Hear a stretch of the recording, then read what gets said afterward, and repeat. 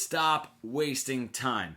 My friends, let's break out of just noodling up and down the scale, rambling, right? Saying nothing, just memorizing patterns and dots on a diagram and different scale diagrams, etc., and actually communicate something with our guitar playing. So many guitar players get stuck in that sort of noodling, rambling plateau. And a myth we all believe when we get stuck there is that more notes is going to help. And it just makes things more complicated. All right, I'm going to show you 3 really great steps to become fully fretboard fluent, skyrocket your playing. If you don't know, my name is Ryan Gaughan. I've been helping guitar players for over 2 decades, really bridge the gap between their creative ideas and what they are able to play, becoming fully fretboard fluent. If you would, please hit subscribe and the bell notification so that you can get more videos on how to make your guitar playing better. All right, if I am in that ramble mode, I'm not saying anything, right? Now what happens is we think, all right, give me the next position of the minor pentatonic. Give me the next position of the minor pentatonic. The next one. Or more modes, right? Arpeggios, whatever it is. None of that's going to help. It's still not going anywhere. We need to say a lot with a little, okay? So step 1 is just going to be rhythm. Now, when we're just rambling and running up and down our scales, practicing our scales, it's very 1 and 2 and 3 and 4 and 1 and 2 and, right? So that's a huge part of what of the sound of, oh gosh, I'm just like running up and down the scales, aren't I? Let's come up with more compelling rhythms, right? And not worry so much about why or how or the rhythmic theory. This is all we're going to do. You're going to put a metronome on. Okay? And you're going to play something that just gets your head moving. Now this is not doing it. Nor is... All right, we need to get more interesting. Whatever gets that groove.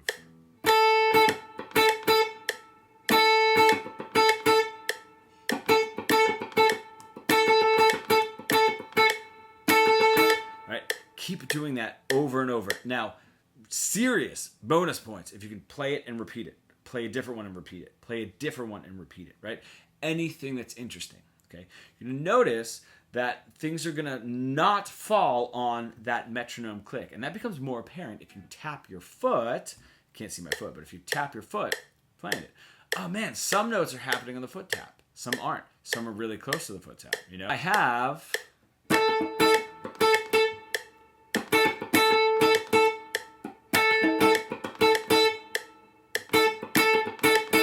some of those notes on the foot tap, some not, and that is what is going to make it more exciting, okay?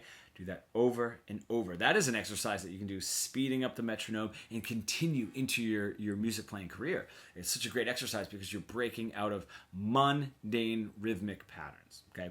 Now, if you do that much with just one note, right, you start adding the other notes of, let's just say your pentatonic,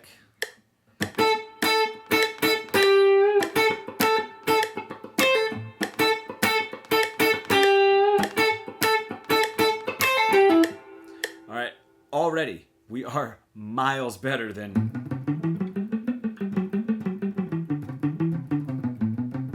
right. That is just rambling and going nowhere. So we're actually starting to say a lot with a little. 1 note, 2 notes, 3 notes, and then you can take that exact exercise, right, and those exact ideas, and then move them around the rest of your minor pentatonic. Okay, and when you hear a solo.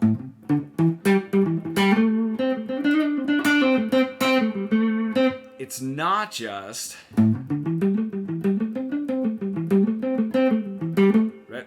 You're breaking free of that monotonous, just running up and down my scale, doing and saying nothing, right? So that first step, there's a lot there because the rhythm itself can become more and more interesting. Those phrases, right? Instead of just doing it on like a 4-bar, or I'm sorry, a 1-bar 4 beat phrase and then repeating it, you can make those longer and longer and longer, and then it gets more and more exciting. If you can play like a 4-bar rhythmic phrase and then repeat that. Now we're really getting somewhere. So that exercise alone can take you so far. Okay. So let's get now into just this minor pentatonic, all right? Building a little bit of tension, a little bit of resolution, a little bit of an emotional arc, okay? So getting away from, right? Now the rhythm there is the problem, but I am just going in one direction or the other direction. I'm not really repeating a note, and the notes don't mean anything, right? I'm just going up and down and up and down and up and down and up and down. So if I can have a lick that ends on a flat 3 or a flat 7 of my minor pentatonic, and if you need help with the spelling, the PDF is down there in the description. I have my 1, flat 3, 4, 5, flat 7. Then the scale starts over again. 1, flat 3, 4, 5, flat 7, 1, flat 3. I'm just going to stay in that first position of the minor pentatonic, right? In fact, I'm going to stay in the middle part of this minor pentatonic. And if I have this lick, right, I'm just starting on the 5th fret of my D string, 5, 7, and then 5, 5 on my G string. That's all I'm doing, right? Cool. Now that drives an emotional arc up. That flat 3. That flat 3 gives a little tension. Now I can play the same exact lick and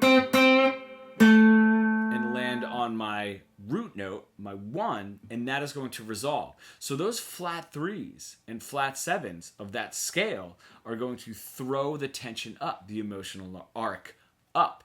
And it's the resolution, the 1, the root note, that is going to take that tension, that emotional arc, and bring it back down, and we feel safe. Okay?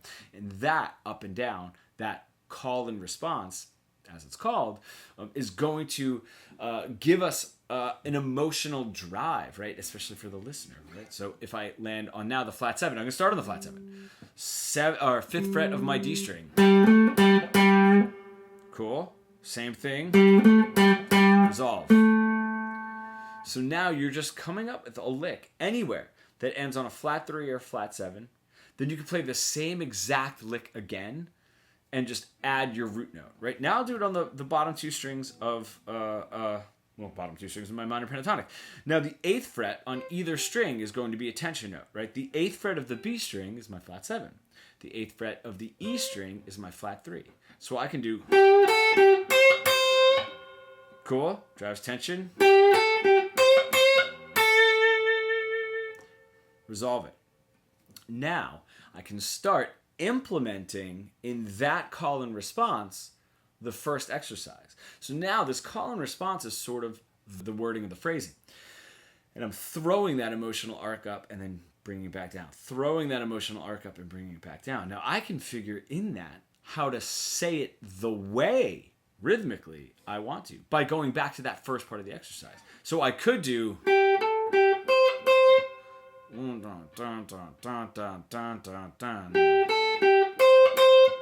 not very compelling. Ooh, just play that first note a little bit longer, right? Cool.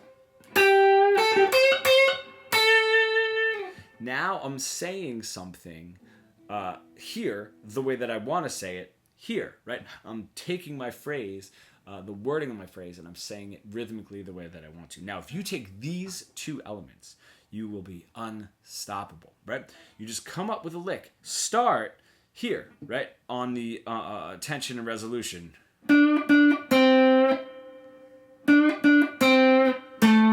Right, all I'm doing, I'm starting on the 7th fret of my G string. Bend up a little bit, back, 5th fret. Now that 5th fret's my flat 3. That's my tension. Same lick. Can I rhythmically play that more interesting?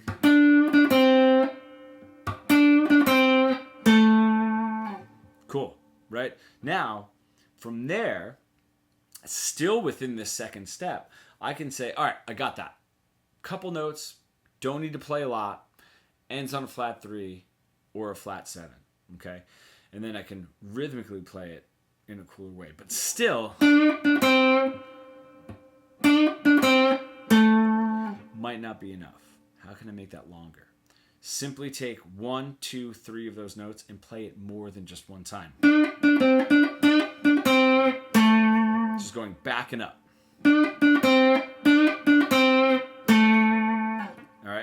well, let me get the tension in there, sorry. And then I can do it again. Something a little bit more interesting. Now,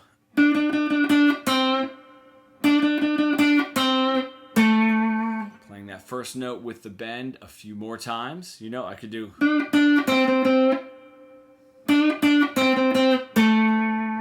Right? That third note, right? The tension, play that a few more times.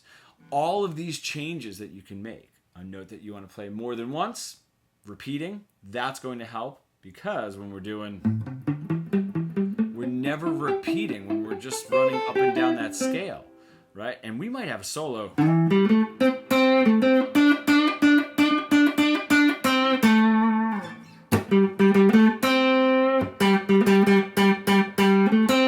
Right? That note happened a lot. The bend on here. Right? We don't have to get off of those notes so quickly. So now we have rhythmically interesting, ending on a tension, flat 3 or flat 7, and resolving that tension back to the root note, right?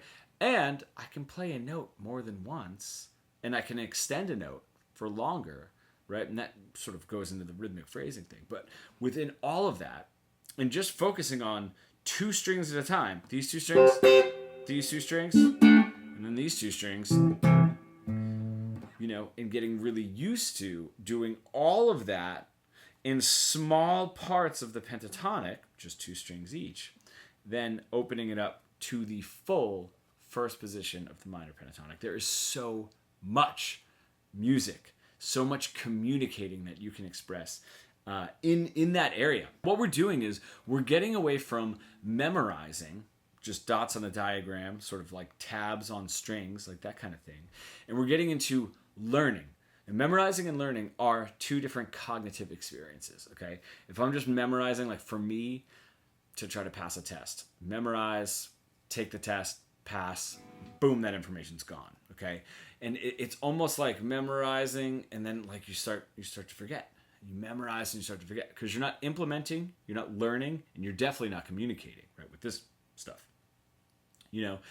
So that's why it'll take you forever to remember your modes, because you're just memorizing. And then as soon as you stop, right, you slowly start forgetting.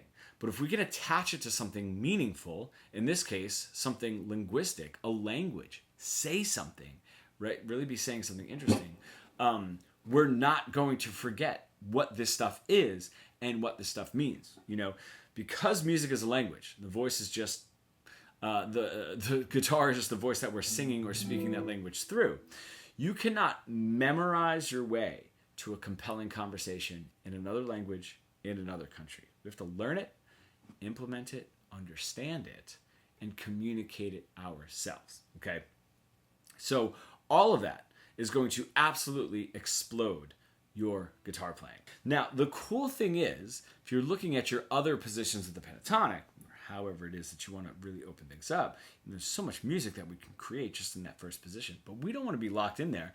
And our mentorship program makes sure that we're creating all throughout the neck, so nothing is stopping us, right? We can start spider crawling some of these licks up. That note now was the front fret, the higher fret in that lick. Right, that's my resolve. All right, if I move up to my next position, the pentatonic. All right, I'm getting somewhere. Now the higher frets become my lower frets. Right? This higher fret now becomes my lower fret. And that's really cool, because if I can start creating music,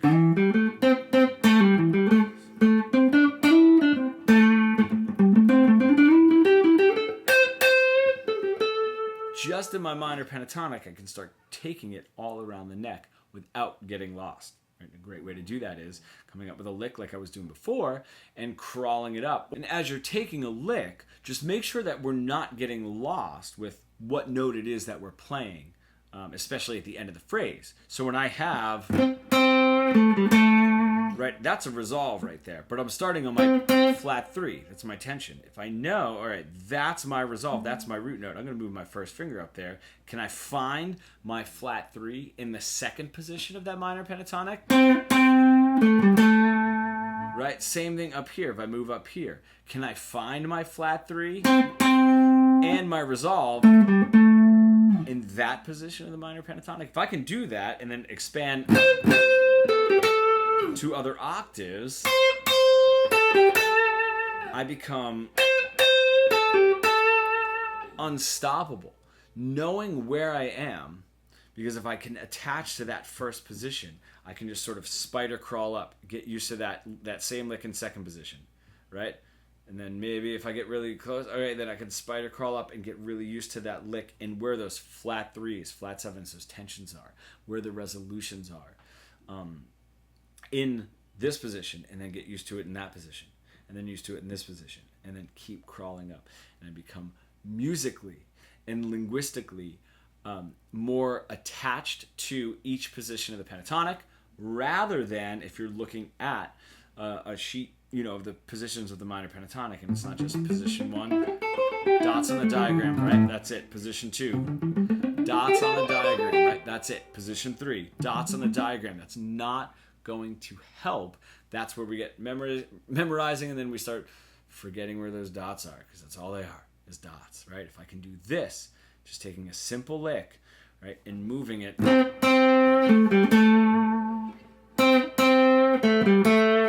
to the other positions, I'm now visualizing that in the diagram of position 1, position 2, position 3, and attaching something to it and actually learning it, which is far more effective. We can come up with like longer licks.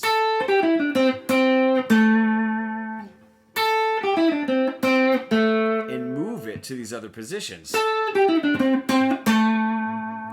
That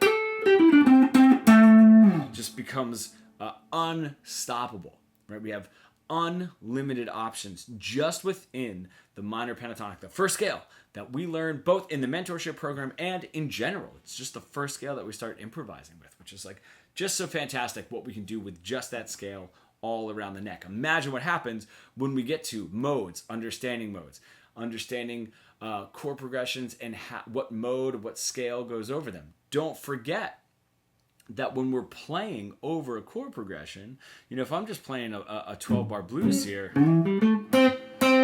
the way that flat 3 feels when I'm on the 1 chord of my 12-bar blues versus the 4 chord is going to be a little bit different, right? So every note of the scale is going to emotionally interact differently with what chord is playing under it, while still maintaining an A minor blues sound, right? So we still have this tension, flat 3, flat 7, resolution, root note, but that's going to shift just slightly when I get to my other chords. And that's any chord progression, right? Any mode over any chord progression, and so on and so forth, sort of all around the neck. Now, what we've done in this video is we're starting to be able to take something compelling, emotional arc up, resolve it, say it in a compelling way, rhythmically interesting.